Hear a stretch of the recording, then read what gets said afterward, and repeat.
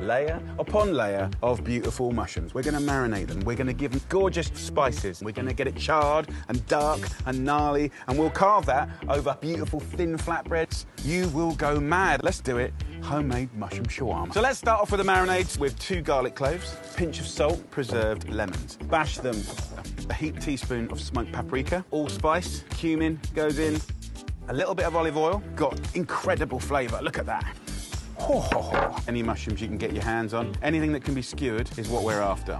Fresh bay, I'm going to take a humble onion, so just give it a nice little toss-up, and that marinade gets in and between the mushrooms. To get yourself a nice old skewer, and I want to rack this kebab up tight and packed. So look at that. Dum-dum-dum-dum-dum-dum, mushroom shawarma. Come on. So that's going to go in a roasting hot oven. It's time now to go and get our kebab. Look at that. I know what you're thinking. Is it burnt? Is it ruined? No, no, no, no, no.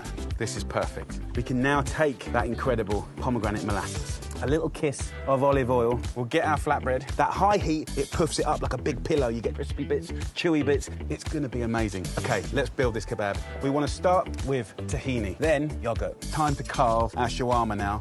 Just absolutely amazing. Hit it up with some whole mint. Do blobs of the salsa so you get hits of it and waves of it. And then the ducker.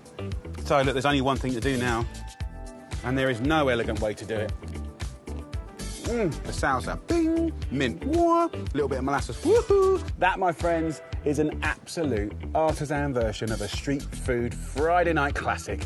Absolutely delicious.